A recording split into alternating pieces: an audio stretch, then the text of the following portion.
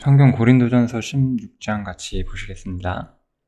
이제 고린도전서의 마무리가 되는 부분이고요. 이렇게 깊이 있는 내용보다는 좀 일반적이고 평이한 교훈들이 나오고 있어요. 연보에 대한 이야기가 나오죠.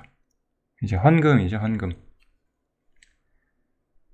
참 요즘 교회에서 헌금은 엄청 중요한 주제인데 이 연보에 대한 이야기는 성경에 많지는 않고 고린도 전서에도 마지막 부분에 잠깐 나오죠. 좀 원칙만 알려드릴게요. 연보는 먼저는 성도를 위한 것이다. 이거를 꼭 아셔야 될 것 같아요. 저는 성도를 위하여 연보를 하는 교회를 본 적이 없어요. 진짜로 한 교회도 본 적이 없는 것 같아요. 그럼 지금 연보는 어딜 위해 하냐? 교회와 목사들을 위해서 하죠. 이거는 부인할 수가 없죠. 목사들이 예를 들어서 전임 사역을 할 수 있어요. 그것이 안 된다는 게 아닌데 그들이 정말 전임 사역을 하고 물질적으로 어려워서 헌금을 받는 그런 시스템이 아니죠, 지금.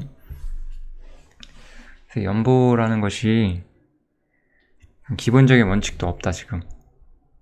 그 다음에 매 주일 첫날에 이것은 약간 주기적이고 일정하게 하는 것이 좋다는 의미를 가지고 있는 거죠. 만약에 우리가 연보가 필요하다고 하면은 주기적으로 이렇게 그때그때의 어떤 그 충동에 막 못 이겨서 하고 이제 그렇게 하지 말라는 뜻이에요. 이런 것도 이제 좀 교회마다 분위기가 다를 수 있을 것 같은데 막 사람의 어떤 감정 같은 걸 자극해서 막 내가 오늘 막 다 내겠다 막 이렇게 하고 또 없을 땐 안 내고 막 이런 게 아니라 주기적으로 일정하게 이렇게 연보를 해줘야 될 필요성이 있으면 해주라고 이야기를 하는 거고, 그 다음에 너희 각 사람이 이익을 얻은 대로 이 말은 이 이라고 하면 이익이잖아요. 그래서 어떤 자신의 어떤 수익에 맞추어서 하라는 뜻이죠. 구약 성경에서는 11조라고 해서 정확히 10분의 1이라고 나왔지만은 신약에는 그런 건 없어요. 딱 10분의 1을 드려야 된다든지 이런 건 없고 그냥 형편에 맞게 또 주기적으로 해줘야 될 때는 해줄 필요가 있죠. 저희 교회는 연보가 없죠. 왜냐면 연보가 필요한 사람이 없으니까. 그렇지만 이제 예를 들어서 우리 교회에 물질적으로 도움이 필요한 사람이 있으면 우리가 돕죠. 그 형제가 부담스럽게 여기지 않을 정도로 우리가 도울 수 있죠. 어려운 일이 아니기 때문에 이 정도로 하고 넘어가겠습니다. 이 구절이 참 의미를 이해하기가 어렵긴 한데요. 바울의 마음에 대한, 바울의 마음이라기보다는 생각에 대한 그런 말씀인데, 원래 이제 바울이 고린도로 가려고 하다가 오순절까지 에베소에 머물겠다라고 이야기를 해요. 그게 이제 광대하고 공효를 이루는 문이 열리고 대적하는 자가 많기 때문이다라고 말하는 거예요. 에베소에서 바울 사도는 지금 이 광대하고 공효를 이루고 또 대적자가 많은 그러한 문이 열려 있다라고 말을 하는 거예요. 그래서 여기를 떠날 수가 없다라고 말을 하죠.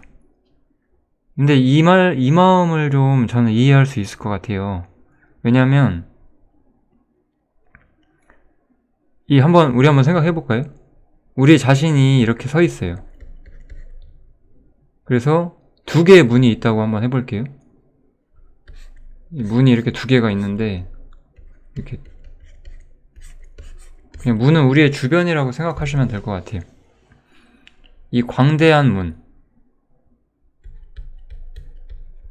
광대하고 공효를 이루는 문이 있고 여기는 그냥 아무것도 없는 문이 있어요.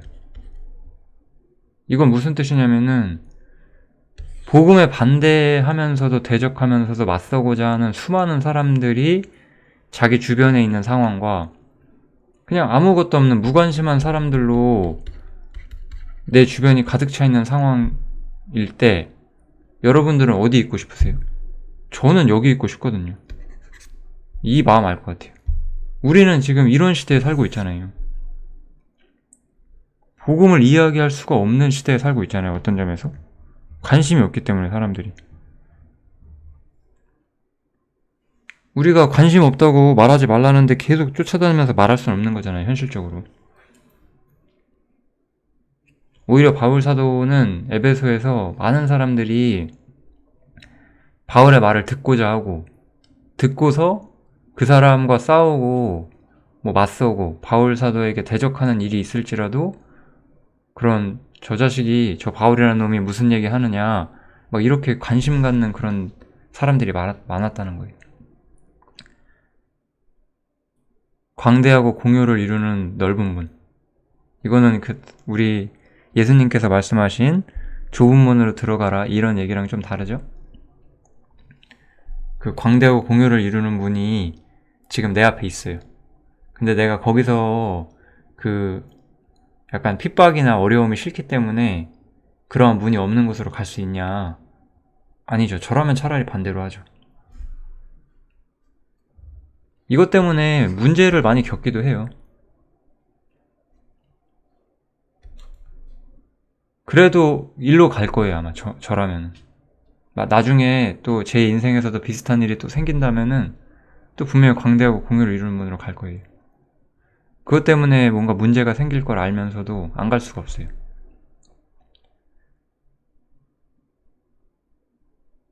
내가 있고 싶은 곳은 하나님의 역사가 있는 곳이기 때문에 어쩔 수가 없는 거죠. 그냥 평범한 일상을 사는 것이 저한테는 즐거운 일이 아니거든요. 평범한 일상이 지속될 때 항상 기다려요. 무언가 일이 터지기를, 복음의 문이 열리든 이런 것들을, 하나님 역사가 있기를 기다리는 거죠. 많은 대적자들이 내 앞에 있을지라도 상관이 없어요. 그런 것들은. 이게 참 바울의 마음을 좀 알 수 있는 것 같아요. 이런 걸 보면. 이 복음이 있는 곳에 마음이 있었던 그런 거. 무관심한 사람들 주변에 있는 것보단 그게 낫겠죠. 그리고 이제 디모데를 보내게 되는데, 그래서 디모데에 대한 좀 존중을, 일꾼에 대한 존중을 부탁을 했어요. 또 일꾼 편에서도 해야 할 일들이 있어요. 이건 나중에 디모데 우리가 전후서 볼 때, 디모데 전후서는 우리가 좀 일꾼에 대한 이야기를 좀 하는 거라서 그때 좀 살펴보도록 할게요. 어쨌든 성도들로서 일꾼에 대한 존중을 좀 부탁을 해줍니다. 여기서는. 그 다음에 이 아볼로는 그 바울 사도가 고린도 교회에 좀 가달라고 많이 권했지만 지금은 갈 뜻이 없었어요. 아볼로가 바울 사도의 말을 듣지 않았어요. 여기서는 바울 사도가 말하는 것, 권하는 것을 듣지 않았어요. 우리 성경에 보면 모든 사람이 그 자신의 책임에 대해서 하나님과만 계산한다라는 그런 표현들이 많이 있잖아요. 남의 하인을 판단할 수 없다 이런 표현들이 나오고요. 그것처럼 그 아볼로가 어떤 식으로 하나님께 봉사할지에 대해서 바울 사도가 일일이 판단할 수는 없어요. 물론 더 영적 거인이었다고 봐야 되죠, 우리가 바울을. 그래서 바울이 아볼로에게 권할 수는 있지만 뭐 강제할 수는 없다는 거죠. 이건 우리도 똑같죠. 무언가를 강제하거나 그럴 수는 없죠. 하지만 개인이 자유가 있고 그 자유 안에서 어쨌든 자신이 하는 수고와 섬김에 대해서 책임을 지고 이런 일들이 항상 성도 개인적으로 있다는 거예요. 교회가 너는 이거 해라 저거 해라 라고 명해줄 수 없다는 거죠. 이런 거 보면 우리 시대의 교회가 얼마나 이런 원칙들을 다 무시하고 있는지 알 수 있죠. 교회에서 그냥 대충 직분 만들어서 넌 이거 해 넌 이거 해 이렇게 해버리잖아요. 이런 거는 성경적인 방식이 아니에요. 성도 개인의 자유와 책임에 따라서 하나님께 봉사하는 것, 이것이 원래 성경적인 방식이죠. 또 이제 이 어리석은 고린도 교인들에게 일반적인 권면을 좀 해줘요. 이들의 신앙은 어렵고 남자답게 강건해지라고 권면을 하고 있고, 모든 일을 사랑 가운데 행하라고. 이 두 가지 우리가 충분히 고린도전서에서 많이 봐왔죠. 사랑장에서 보면 우리 이 모든 일을 사랑으로 행하는 게 뭔지 충분히 볼 수 있었다고 생각이 됩니다. 교회 일꾼이 여러 형태가 있는데 사실 우리가 좀 관심 가져야 되는 게 이 형태죠. 우리가 사도나 선지자는 아니잖아요.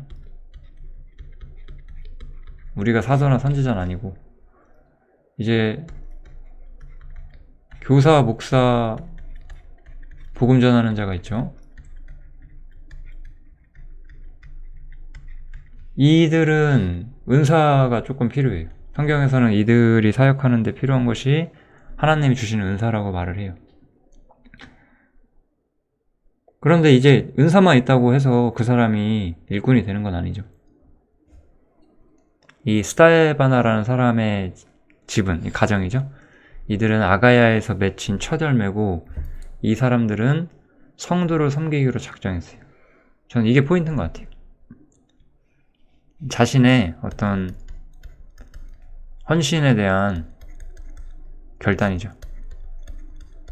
하나님 섬기기로 자신이 정하는 거죠. 성도를 섬기기로.